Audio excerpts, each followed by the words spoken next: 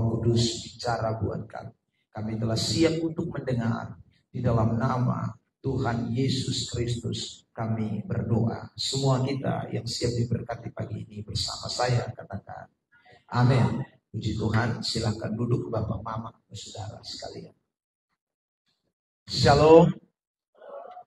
Pagi hari ini sebagaimana saya janjikan kepada kita sekalian bahwa saya mau berbicara kembali dari topik tentang kristologi, atau kita mau bicara tentang Kristus. Saudara yang terkasih di dalam Tuhan, pada bagian yang pertama, pada 2 minggu yang lalu, saya menyampaikan seputaran tentang bidat-bidat atau sekte-sekte, ajaran-ajaran sesat yang tidak sesuai dengan pandangan Alkitab tentunya, saudara, tentang Kristus itu sendiri. Dan kita sudah memperhatikan ada beberapa ajaran-ajaran sesat atau bidat-bidat yang sudah saya sampaikan kepada kita.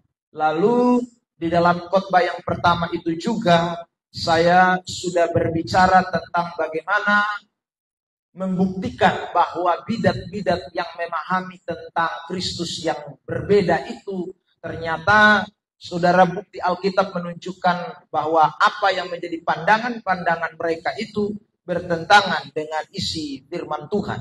Dan itu kita sudah perhatikan pada bagian yang pertama. Hari ini saya mau melanjutkan mengenai pembahasan ini dengan sebuah tema keilahian Yesus dalam karya penebusan. Jadi kita akan memperhatikan keilahian Tuhan Yesus dalam karya penebusan. Saudara, sebagaimana yang diajarkan oleh ajaran sekte-sekte atau bidat-bidat itu, mereka mempunyai salah satu pemahaman. Pemahamannya adalah bahwa Yesus itu waktu mati di atas kayu salib, dia tidak memiliki kealahan. Atau kealahannya hilang.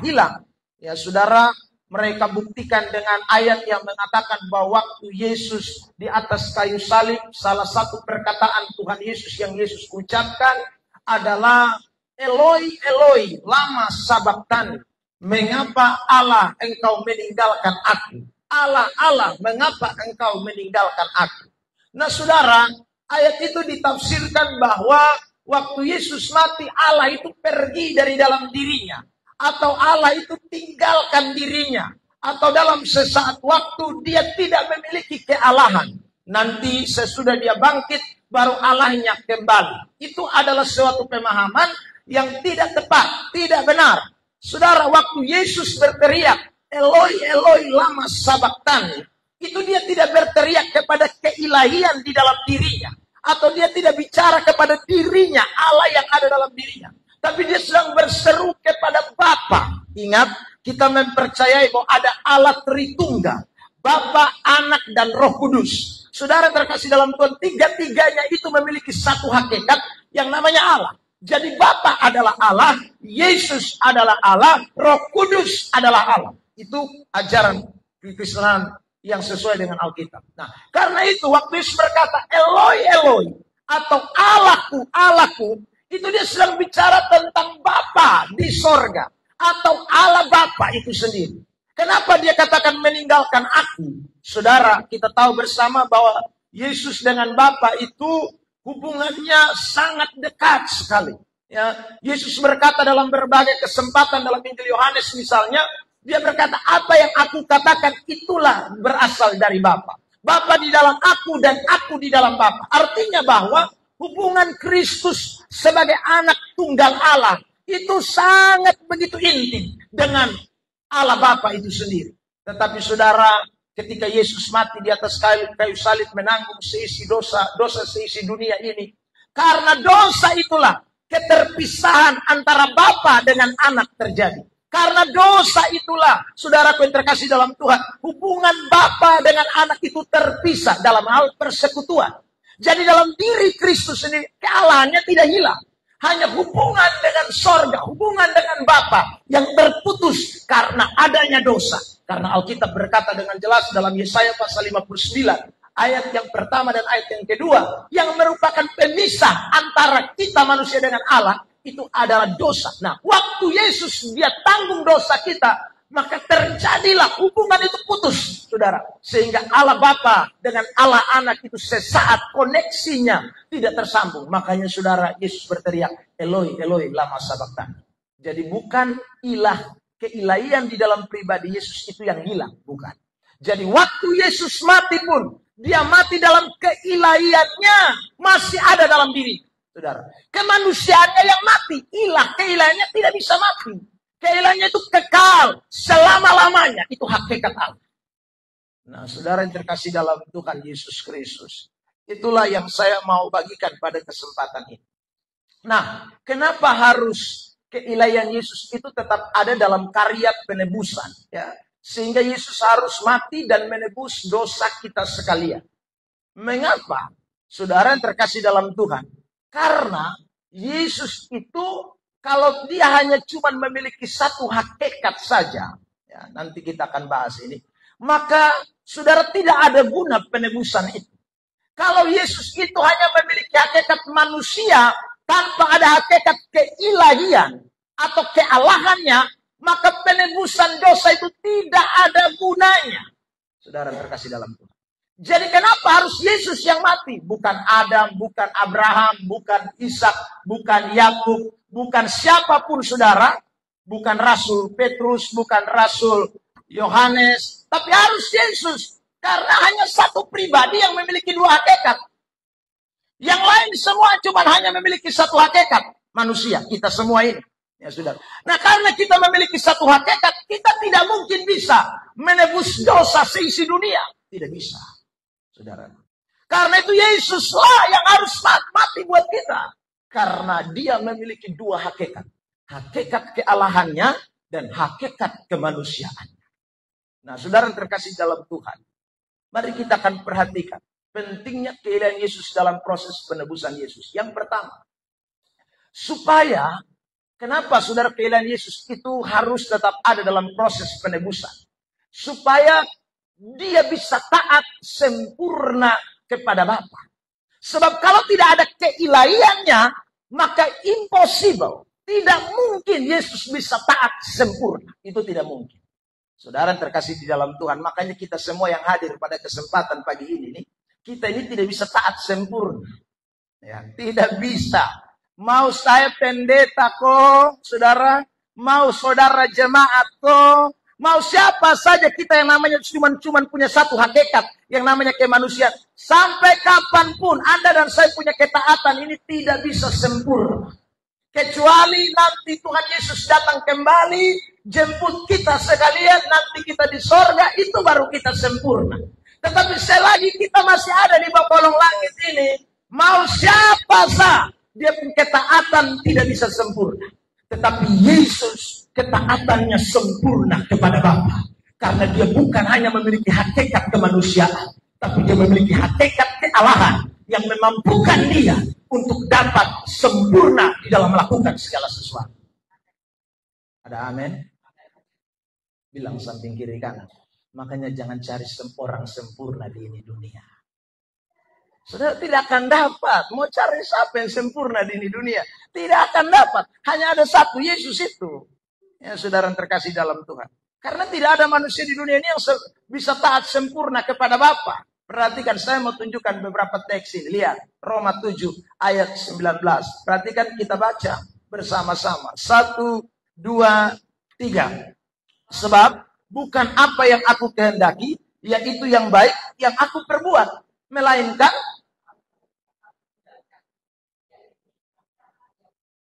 ini yang ngomong siapa? Siapa yang ngomong? Penulis surat Roma itu siapa? Paulus. Paulus itu rasul hebat loh. Paulus itu saudara yang terkasih dalam Tuhan. Rasul yang punya karunia luar biasa. Ya, sudah dibandingkan dengan rasul-rasul yang lain. Tetapi saudara lihat dia tulis ini ayat. Ini dia omong tentang siapa? Dia omong tentang jemaat di Roma atau dia omong dia pun diri? Saya tanya lagi. Dia omong dia pun diri. Rasul yang hebat. Yang saudara kelihatannya punya karunia banyak. Yang saudaraku dia hampir-hampir. Ya boleh dikatakan 11, 12 dan Tuhan Yesus. Kalau saya bilang begitu. Ya. Karena dia tulis surat bukan main-main, 13 surat. Nasihat orang bola-balik, buka pelayanan di mana-mana. Di Roma dia buka, di Efesus dia buka, di Kolose dia buka. Saudara di Galatia dia buka. Buka jemaat terlalu banyak. Tapi saudara perhatikan ayat ini dia katakan. Sebab bukan apa yang aku kehendaki yang baik yang aku perbuat. Melainkan apa yang tidak aku kehendaki. Yaitu apa? Jahat yang aku perbuat. Jadi saya mau tanya sekarang, Paulus itu sempurna atau tidak? Tidak. Buktinya ini ayat. Setiap kali dia mau bikin yang baik, justru yang baik bukan jadi yang jahat. Saudara terkasih dalam Tuhan. Ini manusia loh, saudara. Ini manusia. Perhatikan, lihat ayat yang ke-20. Roma 7 ayat 20. Sama-sama kita baca. 1, 2, 3. Jadi, jika aku berbuat apa yang tidak aku kehendaki, maka bukan lagi aku yang memperbuatnya, tetapi dosa. Saudara yang terkasih dalam Tuhan. Jadi saudara yang terkasih dalam Tuhan, hidup ini, fakta realitanya, tidak ada seorang pun yang sempurna. Saya tunjukkan ayat ini Rasul Paulus. Seorang rasul yang hebat. Tapi dia mengatakan, kadang-kadang dosa yang diam di dalam kita. Ya. Natur dosa yang sudah ada sejak Adam dan Hawa, saudara, itu turun-temurun sampai kita semua.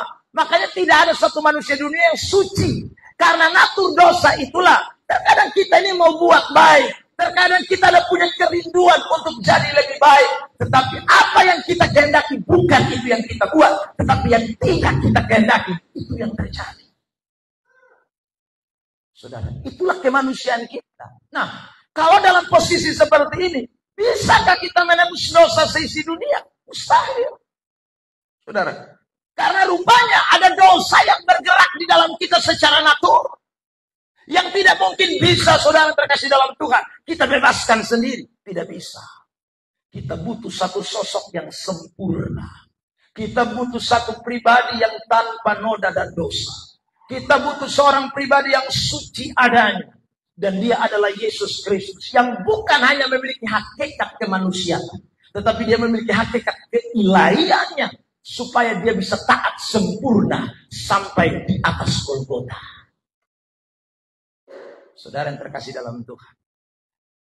Makanya Paulus mengatakan begini lagi. Galatia 5 ayat 17. Saya kutip beberapa ayat ini tentang kita manusia.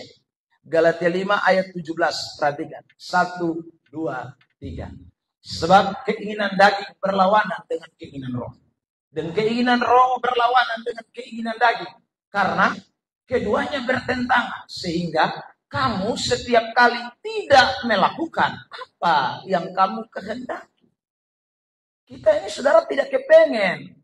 Tetapi karena ada natur dosa, ada keinginan daging, ada kemanusiaan kita, maka terkadang kita akhirnya jatuh di dalam bagian itu. Nah, hari Rabu saya masih sampaikan kepada kita semua. Karena kita ini tidak sempurna, maka ada saat di mana mungkin dalam perjalanan hidup kita, saudara, ketaatan kita itu tidak bisa menjadi sempurna. Saya katakan pada hari Rabu yang lalu, kalau ada 48 minggu misalnya di ini tahun, saudara terkasih dalam Tuhan. Orang yang sekali lagi ketaatannya tidak sempurna, bisa saja. Dalam 48 minggu itu di salah satu atau di salah dua atau di salah tiga, saudara terkasih dalam Tuhan. Dia tidak datang kebaktian dengan berbagai macam alasan. Ini hari pergi gereja kerasa karmana kok. Nah, itu karena ketaatan kita tidak sempurna. Roh kita mau beribadah. Tapi daging kita lebih, saudara, membuat kita tidak mau pergi beribadah. Itu wajar. Itu namanya saudaraku manusia. Saudara terkasih dalam Tuhan. Tapi yang tidak wajar tuh begini. 48 minggu, saudara terkasih dalam Tuhan. Kita cuma ibadat salah satu. Atau salah dua. Atau salah tiga. Yang salah 46 itu kita tidak pernah datang. Nah itu yang parah. Saudara, itu artinya apa? Kita menuruti, kita tinggal di dalam keberdosaan kita. Kita pupuk, saudara. Orang yang sudah tidak taat satu-satu kali, itu karena memang dia bukan berkeinginan. Tetapi karena natur dosa, karena daging yang masih ada, terkadang itu menguasai dia di saat-saat tertentu dalam kelemahannya. Saudara yang terkasih dalam Tuhan. Ya. Jadi itu mesti bisa dibedakan. Antara orang yang taat tidak sempurna dengan orang yang benar-benar tidak mau taat. Itu mesti beda. Saudara, kalau yang tadi saya katakan 48 minggu dia hanya cuma ibadah 3 kali, itu dia tidak mau taat. Saudara yang terkasih dalam Tuhan, itu memang dia tidak mau taat. Tapi kalau ada orang yang sekarang 48 minggu, dia tidak ibadat 4-5 kali sekalipun, saya rasa orang itu bukan tidak taat. Tapi dalam ketidaksempurnaannya, dia memang kepengen untuk taat beribadah. Tapi dalam kemanusiaan ada kelemahan tertentu, di mana akhirnya dia tidak beribadah. Saudara yang terkasih dalam Tuhan. Bahkan saya kasih contoh hari Rabu itu sampai kepada dosa persinahan. Ya. Loh, apakah saudaraku kita semua yang bertobat ini tidak bisa bersinah? Alkitab bilang sekali lagi, ya saudara ingin di dalam hati selalu bersinah. Siapa yang tahu batompu hati? Siapa yang tahu? Kalau fisik mungkin orang bisa tahu ini tidak bersinah. Tapi hati ini siapa ada tahu? Saudara yang terkasih dalam Tuhan. Karena standar Alkitab bukan hanya melakukan, tetapi saat engkau melihat, menginginkan, sudah bersinah. Saudara yang terkasih dalam Tuhan. Nah saya tadi ulang, siapa jamin bahwa dia tahu satu hati begini, satu tidak ada yang tahu, saudara yang terkasih dalam Tuhan. Tetapi sekali lagi, meskipun tidak ada yang tahu, kita dan Tuhan tahu. Dan setan tahu. Saudara yang terkasih. Nah, kalau kita ini tidak taat dalam hal itu, maka sekali lagi, bisa. Sudah bertobat lama. Tapi saudara yang terkasih dalam Tuhan, jalan-jalan misalnya pi pasar. Ya, atau jalan-jalan pi Bali. Kita di Kupang tiba-tiba pi Bali kan. Lalu pi bermain di Kute. Pantai Kute. Di sana kita lihatlah. Nona-nona Bali telanjang, saudara terkasih dalam Tuhan. Nona bule. Telanjang. Saudara terkasih dalam Tuhan. Wih. Siapa lebih tahu satu hati dan hati yang lain? Ya saudara. Wih, lalu timbul keinginan. Wih. Nah, saudara. Kita jatuh dalam dosa. Tapi kan tidak tiap hari kau tinggal di Kute Bali. Saudara terkasih dalam Tuhan. Itu karena kebetulan ada di Kute. Lalu karena ada di Kute, mau tidak mau pemandangan seperti itu. Roh kita menurut supaya bilang jangan berkeinginan. Tapi daging kita melonjak. Saudara, akhirnya kita jatuh ke dalam dosa. Itu bukan, saudaraku, sesuatu yang menunjukkan bahwa kita ini manusia durhaka, manusia tidak tahu diri. Tidak, itu karena kemanusiaan kita. Ada saat di mana ketaatan kita tidak sempurna. Tapi beda dengan orang yang saudara terkasih dalam Tuhan. Ya, tiap hari memang dia pupuk itu kehidupan persinahan.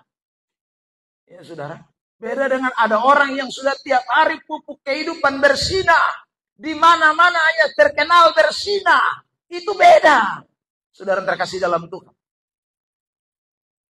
Saudara terkasih, 1 bulan ada 4 minggu. 3 minggu dia PKD. 1 minggu di gereja. Itu tuh persoalan.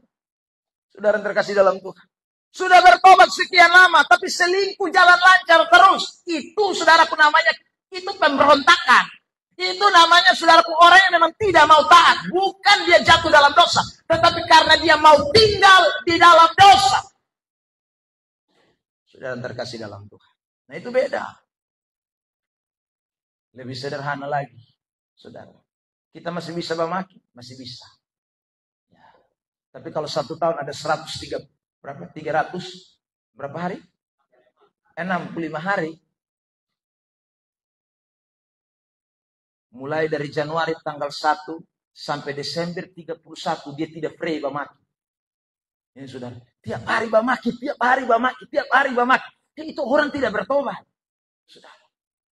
Kalau ada 365 hari, jadi Kristen sudah 10 tahun. Saudara terkasih dalam Tuhan. Ya. 2 hari kamu bamaki, itu tidak jadi soal. Itu ketaatanmu tidak sempurna. Saudara terkasih dalam Tuhan. Itu ketaatan tidak sempurna. Tapi kalau tiap hari bamaki, tiap hari bamaki, tiap hari bamaki, itu namanya orang tidak mau taat.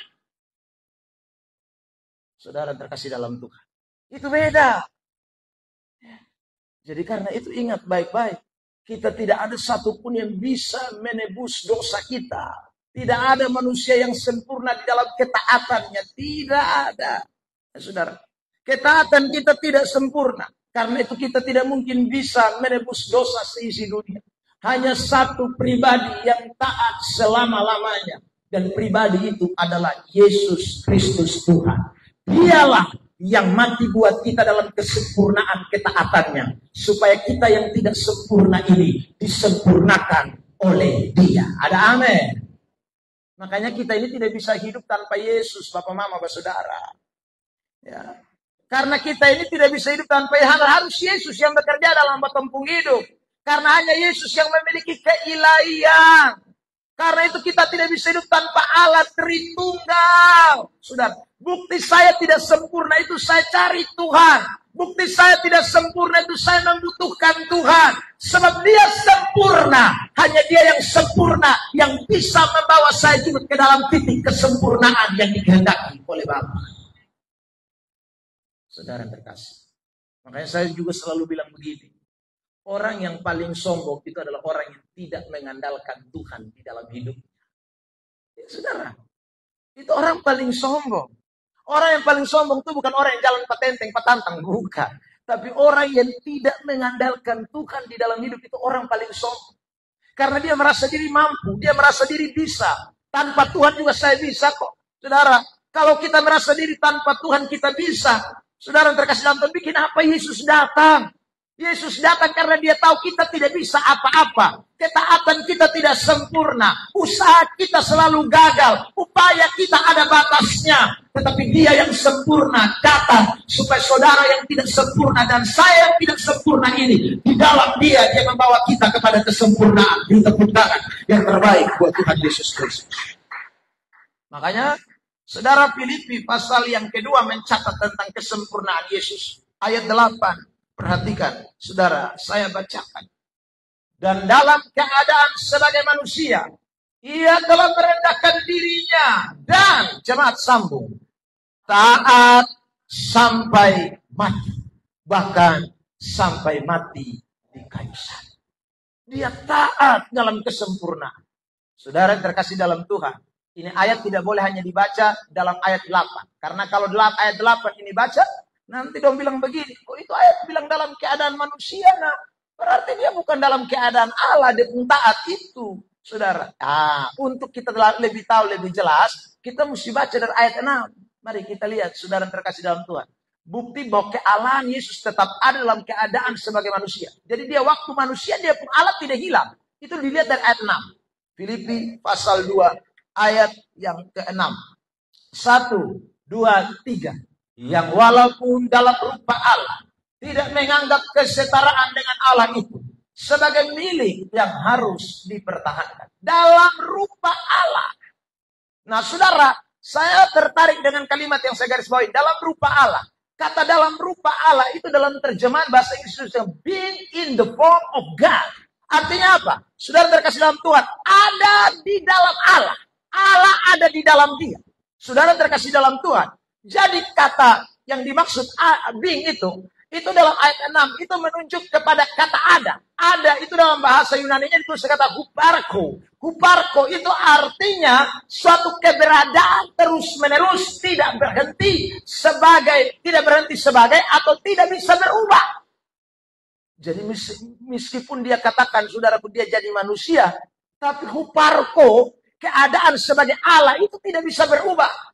Itu tetap paten, itu terus ada di dalam pribadi Yesus. Saudara yang terkasih, saya juga pernah bicara teks ini dalam sebuah khotbah. Dalam tema saya lupa ya. Waktu kita ada ibadat Paskah. Saudara yang terkasih dalam Tuhan. The sacrifice, ya, atau pengorbanan. Itu dikatakan begini, saudara terkasih dalam Tuhan. Kata huparko itu tuh menunjukkan keberadaan yang betul-betul hakikat. Ya. Bukan keberadaan dalam bentuk kemanusiaan, tetapi dalam hakikatnya. Ya. Hakikat itu sesuatu yang tidak bisa berubah. Bukan dalam bentuk. Ya.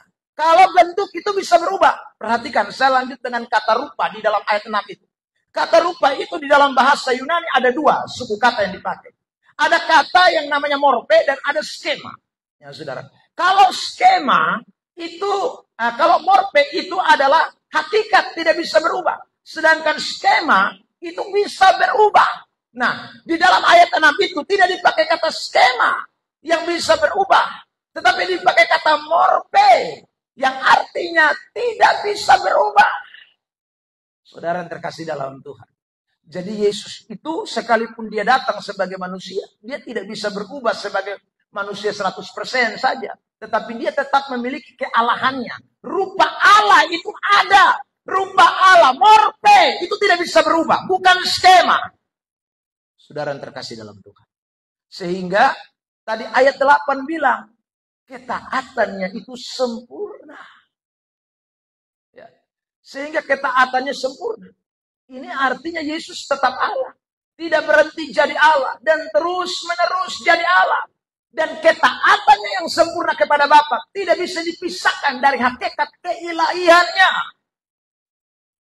Saudara terkasih dalam Tuhan.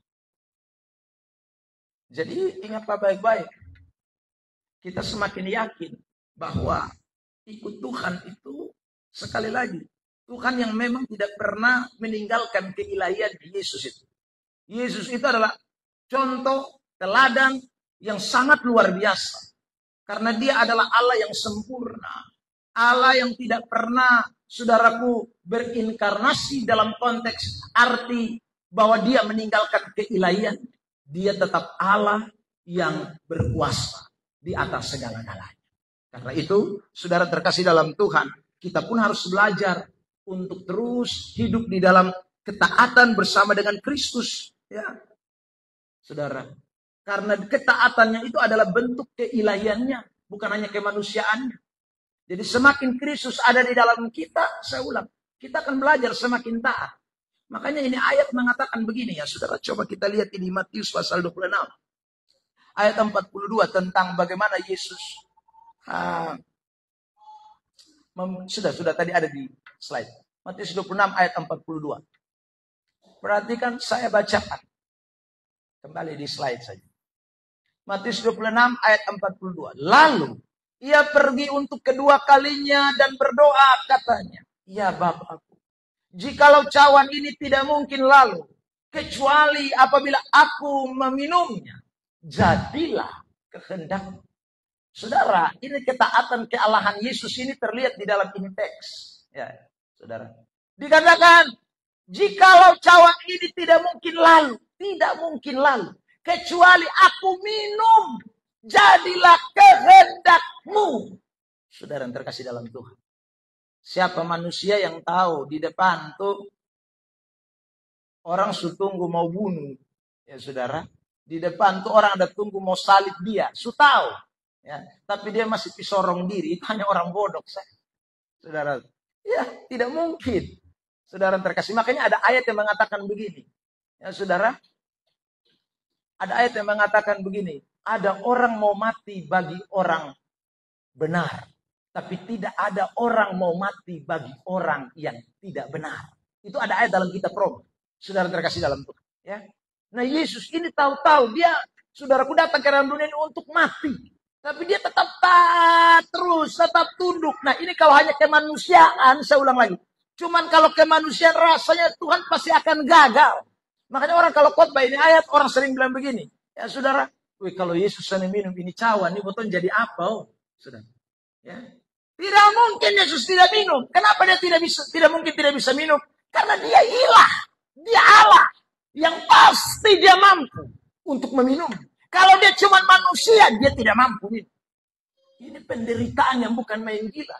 Yang lu tahu akan lu menderita model kayak apa tuh, pokoknya lu tahu persis, bukan tidak tahu.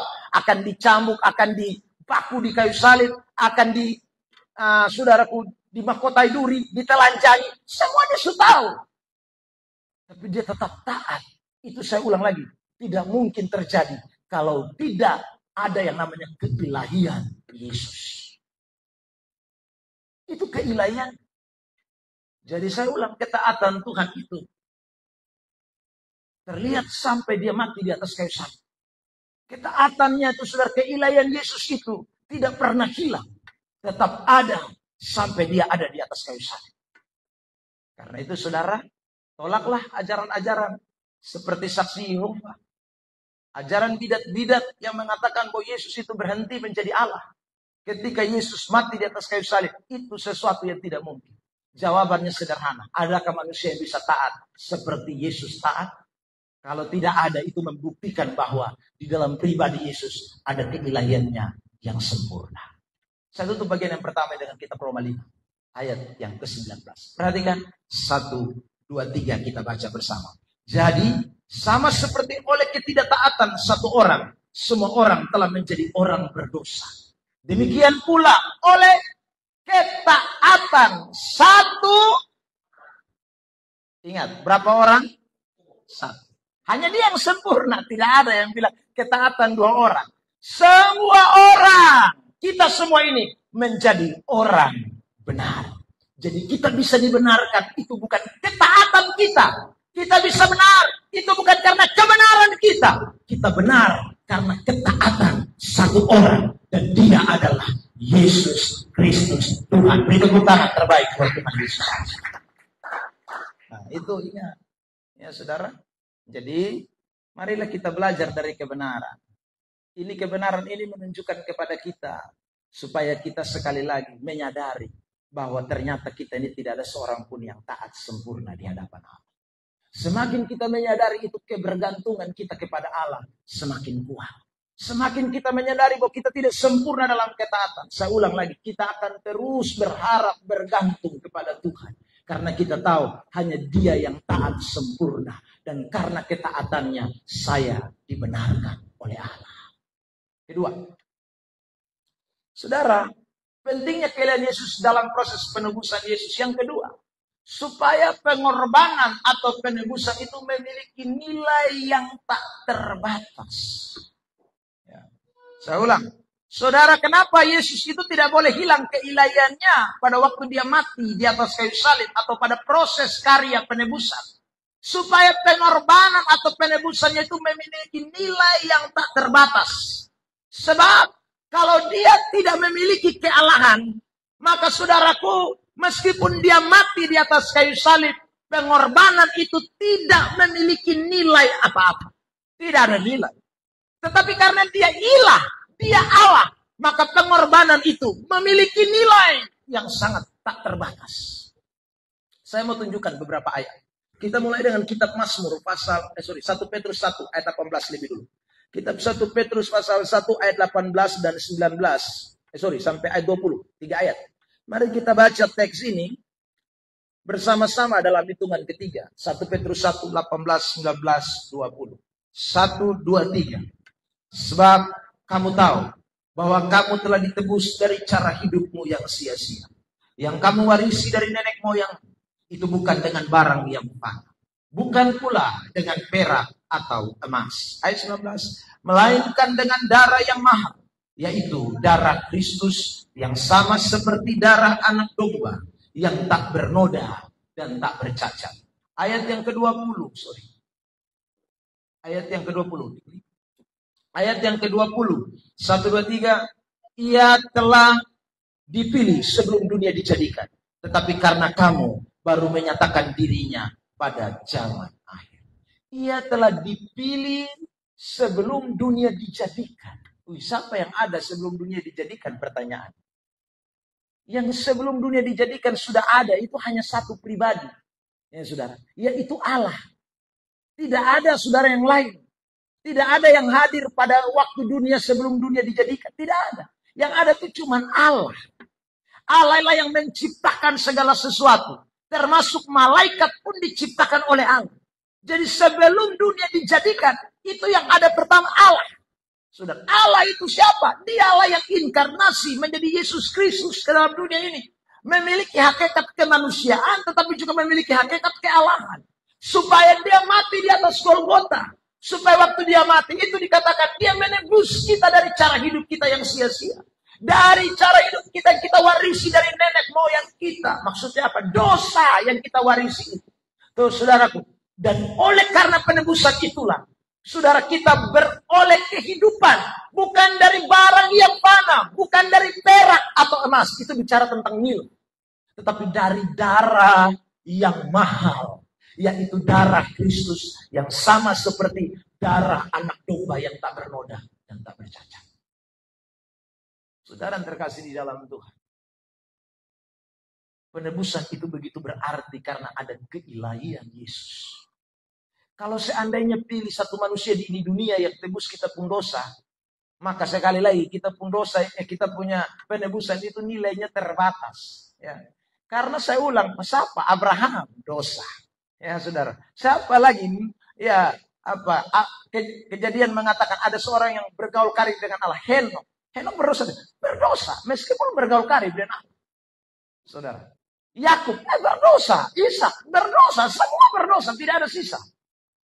Maka tidak ada satupun yang bisa tebus kita.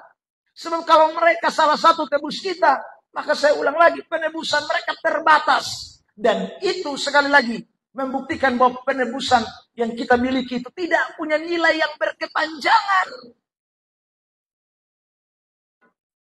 Tetapi kita ditebus oleh pribadi yang luar biasa. Saya tunjukkan ini Mazmur. Pasal yang ke-49. Ayat 7 dan ayat 8. Mari kita perhatikan teks ini. Mazmur 49 ayat 7, ayat 8. Sama-sama kita baca itu teks. 1, 2, 3. Tidak seorang pun dapat membebaskan dirinya atau memberikan tebusan kepada Allah. Ganti nyawanya. Tidak seorang pun. Ya, tidak ada. Siapapun tidak bisa bebaskan dia pun diri. Memberi tebusan kepada Allah. Ganti nyawanya. Tidak bisa. Ayat 8. 1, 2, 3. Karena terlalu mahal harga pembebasan nyawa. Dan tidak memadai untuk selama-lamanya. Tidak bisa. Terlalu mahal. Karena terlalu mahal. Tidak ada satu sosok manusia pun di dunia ini yang bisa menebus. Kalau ada manusia yang bisa menebus, itu berarti penebusan itu murahan. Penebusan itu tidak ada nilai. Karena saudara, harga apa yang mau dipakai untuk pembebasan nyawa kita? Tidak ada. Makanya Yesus harus datang ke dalam dunia ini. Allah itu harus datang ke dalam dunia ini. Disalibkan, di Golgota, mati buat saudara dan saya. Supaya penebusan yang mahal itu dapat tergenapi. Supaya saudara yang dikasih oleh Tuhan, yang tidak bisa ditebus oleh manusia itu dapat digenapi oleh satu pribadi. Dan dia adalah Allah yang namanya Yesus Kristus Tuhan. Ibrani 4 ayat 15. Perhatikan, ini ayat bicara tentang Yesus. 1, 2, 3. Sebab imam besar yang kita punya bukanlah imam besar yang tidak dapat turut merasakan kelemahan-kelemahan kita. Sebaliknya, sama dengan kita, ia telah dicobai.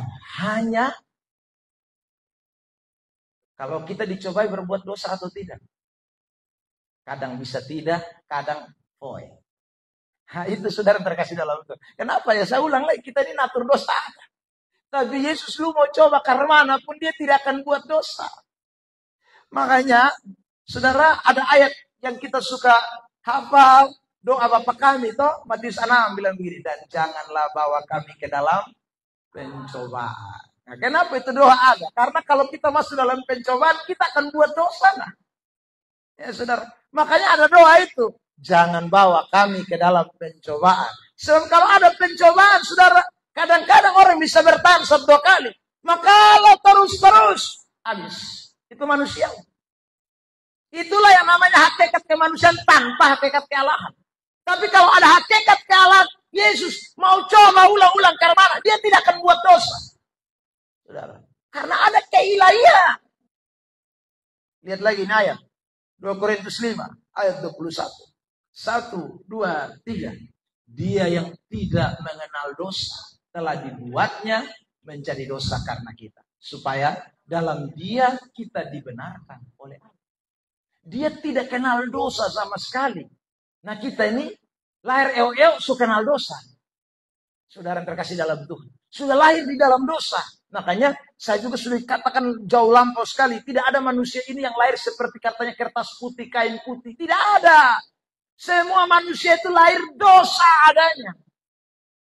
Dosa yang kita warisi dari nenek moyang kita itu, Adam dan Hawa, sudah ada dalam kita pun diri. Saudara terkasih dalam Tuhan. Ya, jadi tidak ada orang yang tidak kenal dosa dan tidak bisa berdosa. Semua bisa berdosa.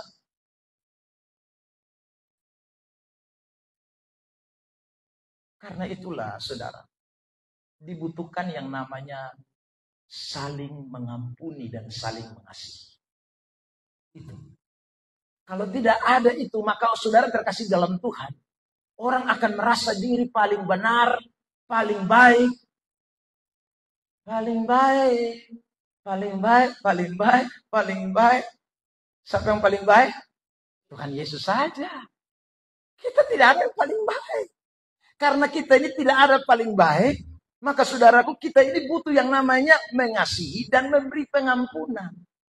Kalau kita, saudaraku, rasa paling baik, maka saudara, kita tidak mungkin bisa mengasihi orang lain. Kalau kita merasa kita ini paling baik, maka saudara, kita tidak akan mungkin bisa mengampuni orang lain. Dan Yesus tidak akan pernah ajarkan doa yang mengatakan begini, ampunilah orang yang, coba kelanjut itu kalimat, orang yang, kepada siapa? Kami. Jadi orang bikin salah sama kita, kita apa disuruh apa? Mengampuni. Mengampuni. Itu membuktikan bahwa kita ini tidak ada yang sempurna, tidak ada yang tidak ada dosa. Semua ada dosa. Saudara terkasih dalam Tuhan. Jadi kalau jadi orang Kristen, dengar dulu, dengar baik-baik. Saudara mesti tahu ini kebenaran. Kenapa ada rumah tangga yang hancur? Kenapa ada rumah tangga yang pisah cerai? Karena mereka tidak paham. Karena mereka menghendaki orang yang mereka kasih, saudaraku, cintai itu harus sempurna. Tidak akan pernah bisa. Yang kau butuhkan adalah mengasihi dan mengampuni. Itu yang kau butuhkan. Saudara terkasih dalam Tuhan. Kalau kamu menuntut kesempurnaan orang, tidak akan pernah bisa. Hancur. Hancur ini dunia. Saudara. Hancur.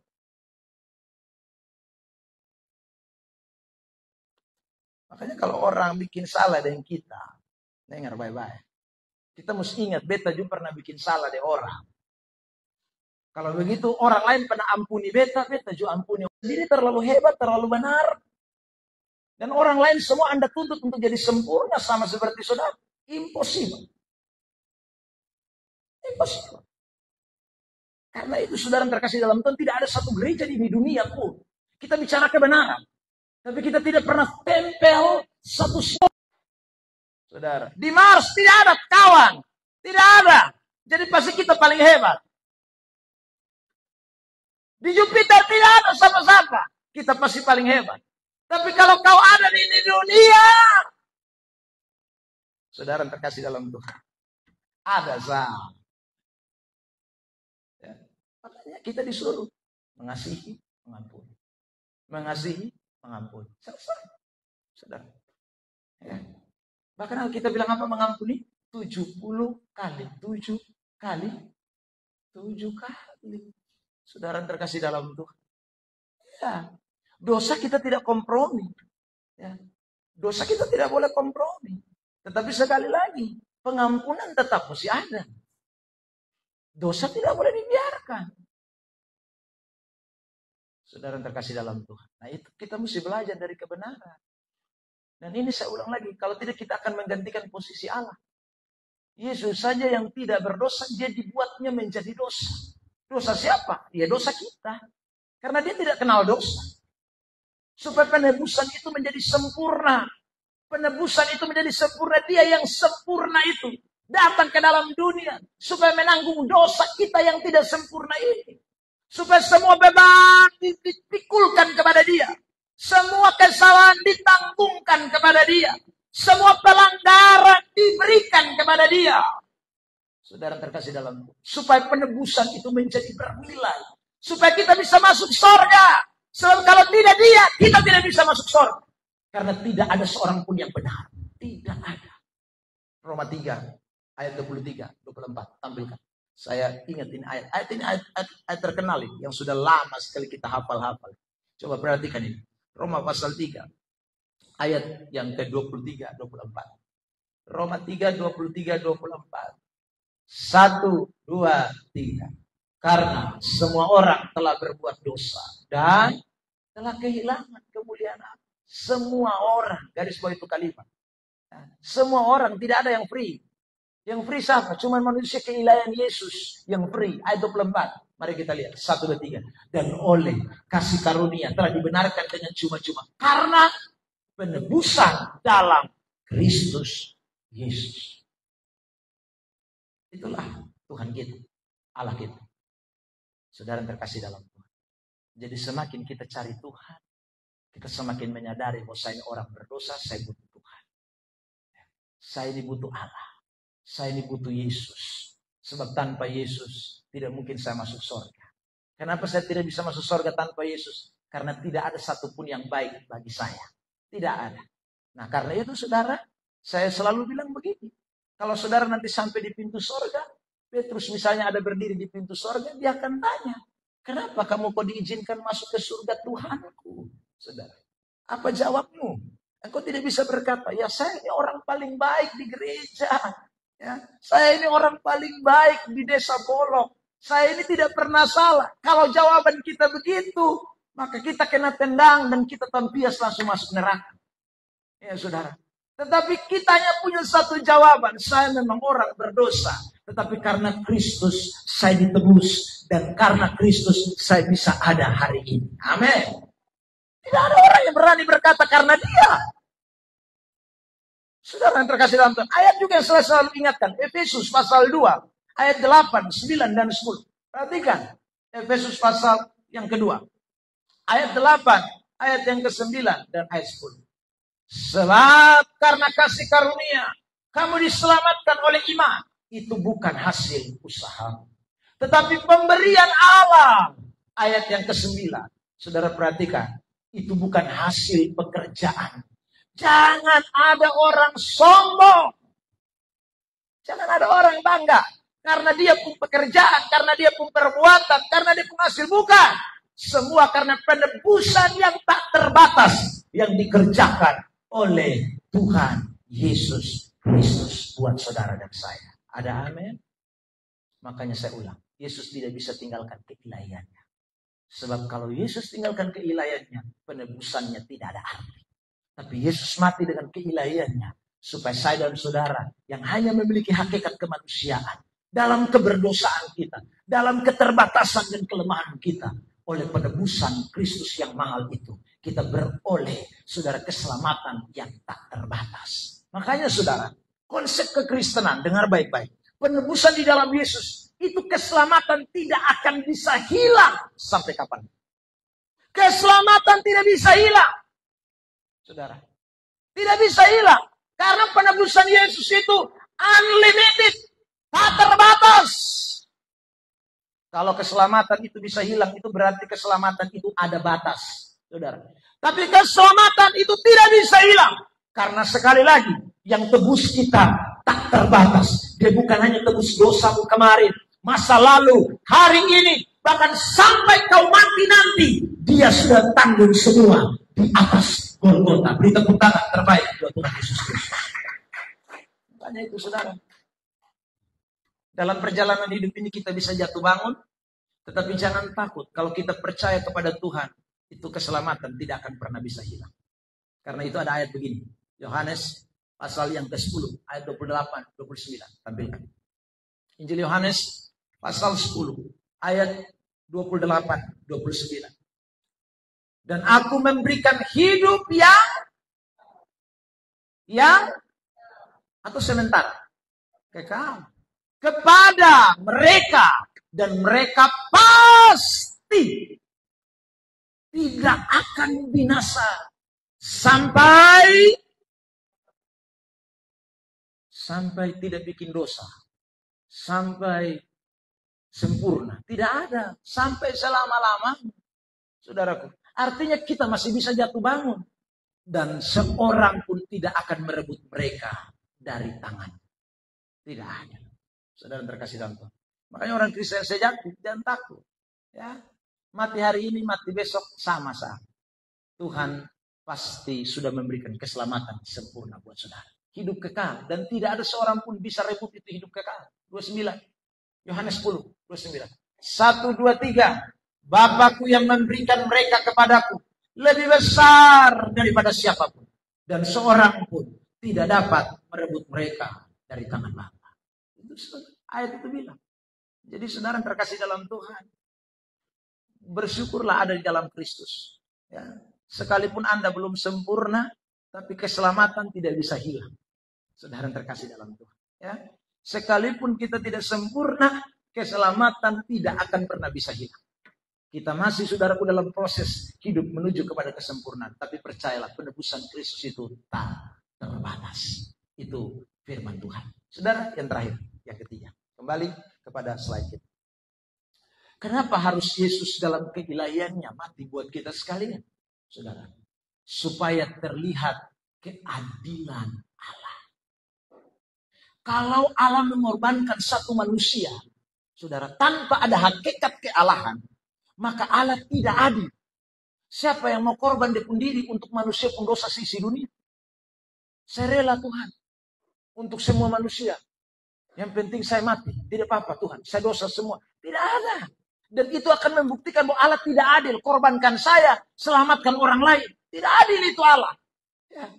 Tetapi saudaraku, Allah adil. Karena dia tidak mengambil satu manusia pun di dunia ini untuk menebus dosa manusia itu. Tapi dia mendatangkan Allah. Allah sendiri yang berinkarnasi. Allah sendiri yang datang ke dalam dunia.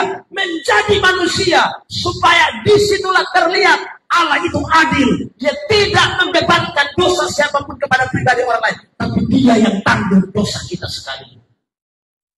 Ada amin? Kalau misalnya saya yang tanggung saudara pun dosa. Sampai surga saya akan omong bagaya di surga. Tuhan satu datang ini karena beta.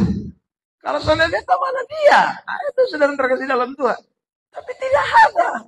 Tidak ada satu manusia pun yang Tuhan pakai untuk menebus dosa manusia. Tidak ada. Saudara terkasih dalam Tuhan. Tuhan hanya pakai pribadi Allahnya sendiri. Yang datang berinkarnasi menjadi manusia. Supaya dia adil. Dia tanggung dosa seisi dunia. Saudara terkasih dalam Tuhan. Lihat ayat-ayat ini. Roma 3:23 tadi kita sudah baca. Kita langsung di ayat yang ke-25. Mari kita perhatikan. 1, 2, 3. Kristus Yesus telah ditentukan Allah menjadi jalan pendamaian karena iman dalam darahnya. Hal ini dibuatnya untuk 1, 2, 3. Karena ia telah membiarkan dosa-dosa yang telah terjadi dahulu pada masa kesabarannya. Jadi saudara, tidak ada yang bisa tanggung dosa di dunia. Hanya Tuhan yang datang. Ya. Supaya itu terjadi keadilan Allah. Sebab kalau tidak adil. Saudara, lanjut lagi. Ayat 26. 1, 2, 3. Maksudnya ialah untuk menunjukkan keadilannya pada masa itu. Supaya nyata bahwa ia benar. Dan juga membenarkan orang yang percaya kepada Yesus. Saudara yang terkasih dalam Tuhan. Jadi teks-teks ini menunjukkan sekali lagi bahwa tidak ada orang lain yang bisa tebus kita pun dosa. Hanya Yesus saja. Karena dia adalah Allah 100%. Saudara, dia manusia yang datang ke dalam dunia. Jadi saya ulang, keilahian Yesus tidak pernah hilang. Meskipun dia mati di atas kayu salib. Keilahian Yesus tidak pernah hilang. Di dalam penebusan, karya proses penebusan itu. Mulai dari Taman Getsemani. Lalu kemudian saudaraku, dia ditangkap, dia dipaku, disalibkan. Dia saudara tetap Allah. Dan dia tidak mempergunakan keilahiannya. Dia sembunyikan dalam tanda kutip ya. Dia sembunyikan. Sebenarnya dia bisa waktu penjahat itu